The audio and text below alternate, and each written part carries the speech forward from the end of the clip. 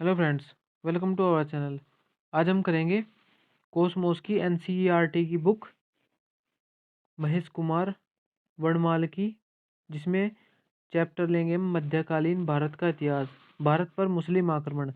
भारत पर आक्रमण करने वाले प्रथम मुस्लिम आक्रमणकारी मूलतः कहाँ के निवासी थे? अरब के।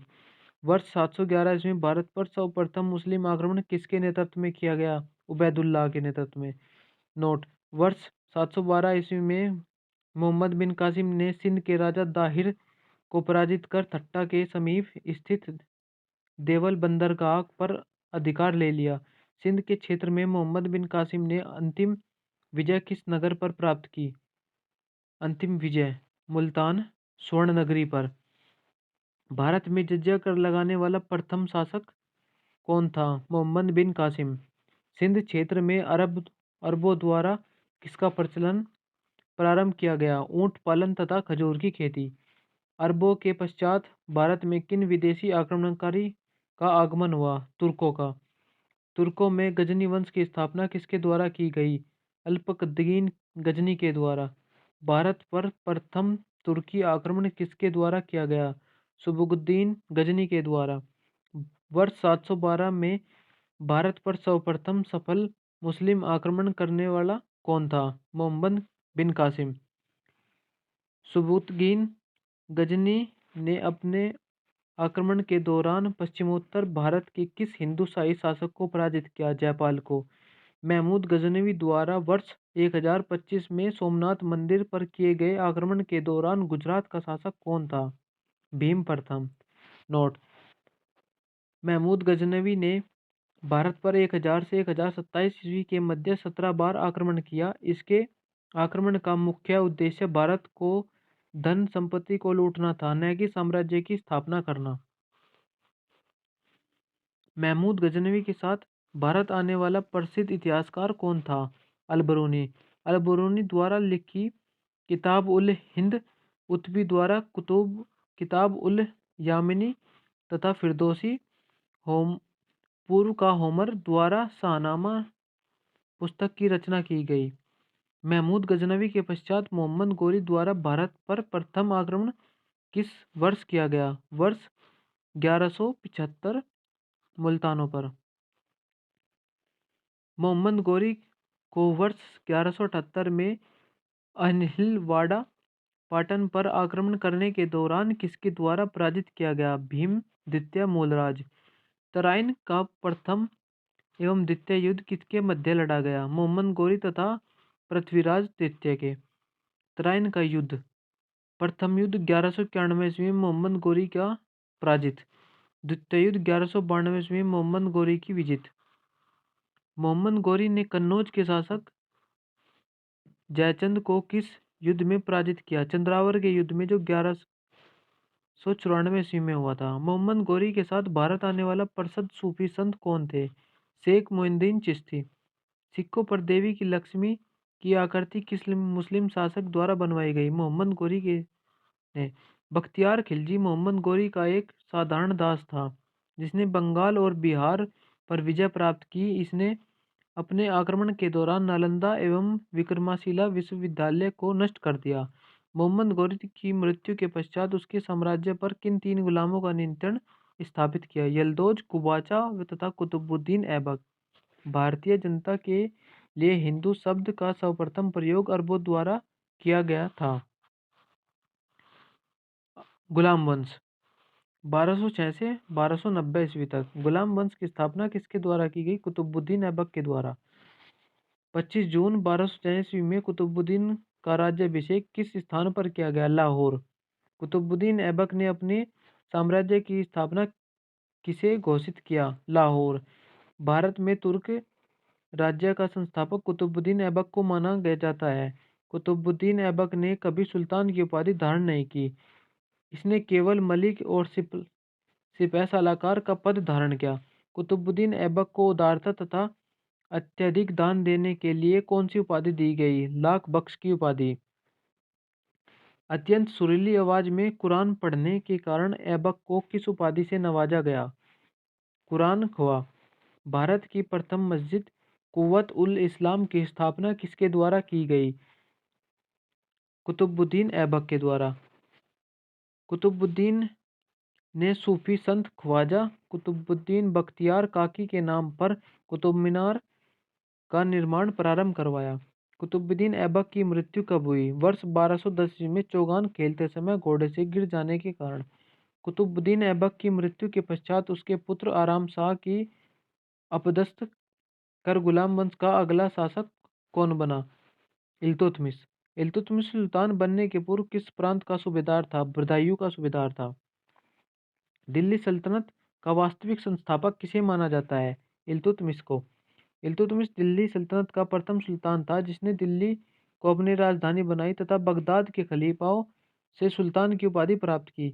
इल्तुतमिश ने 40 योग्य तुर्क गुलामों को मिलाकर किस दल का गठन किया? तुर्कान ए चलगाई दल चालीसा।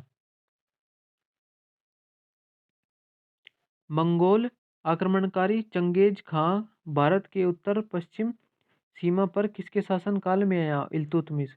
इल्तुतमिश ने भारत में एकता व्यवस्था का प्रारंभ की। एकता एक अरबी शब्द है जिसका अर्थ है भूमि को लेने वाले इख्तियारी कहलाते हैं। वर्ष 1236 में दिल्ली सल्तनत की गद्दी पर बैठने वाला प्रथम व अंतिम महिला शासक कौन थी? रजिया सुल्तान। रजिया के सुल्तान बनने के पश्चात गुलाम याकूत को किस पद पर नियुक्त किया? अमीर ए आखूर।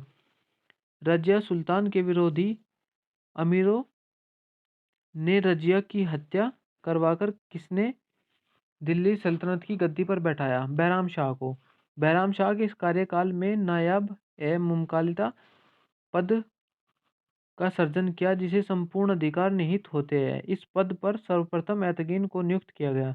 दिल्ली सल्तनत के किस शासन ने बलबन को नायाब ए मुमतालिक पद पर नियुक्त किया? नसरुद्दीन महमूद। नेक्स्ट क्वेश्चन देखते हैं। बलबन को उल्लूग खां की उपाधि किसने प्रदान की? नसरुद्दीन महमूद ने। नेक्स्ट देखते हैं। दिल्ली का सुल्तान बनने के पश्चात तुर्कान ए चलगानी को किसने समाप्त किया? बलबन ने। अपने विरोधियों के प्रति कठोर लौह एवं रक्त की नीति का पालन करने वाला सुल्तान कौन था? बलबन। बलबन प्रथम सुल्तान था जिसने राजत्व के सिद्धांत का प्रतिपादित किया। उसने राजत्व को नियाबे खुदाई ईश्वर द्वारा प्रदत्त तथा राजा को जिले इलाही ईश्वर की छाया कहा। सिद्धा एवं पाइबोस प्रथा को अपने दरबार में प्रारंभ करने वाला सुल्तान कौन था? बलबन। बलबन ने किस नाम के एक सैन्य विभाग की स्थापना की? दीवान ए अर्ज। गुलाम वंश का अंतिम शासक कौन था? समुद्दीन कैकुमर्स। नसरुद्दीन महमूद एक शांत स्वभाव वाला व्यक्ति था। इतिहासकार सिराज ने इसे दिल्ली का आदम सुल्तान कहा गया। खिलजी वंश 1290 से 1320 ईस्वी तक। गुलाम वंश के पश्चात वर्ष 1290 में खिलजी वंश की स्थापना किसके द्वारा की गई? जलालुद्दीन फिरोज खिलजी।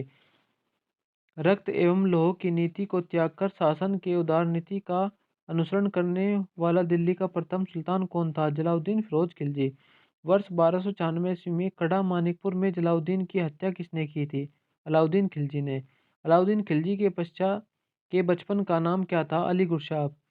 जलालुद्दीन की हत्या के पश्चात अलाउद्दीन खिलजी ने अपना राज्याभिषेक कहाँ करवाया? बलबन के लाल महल में।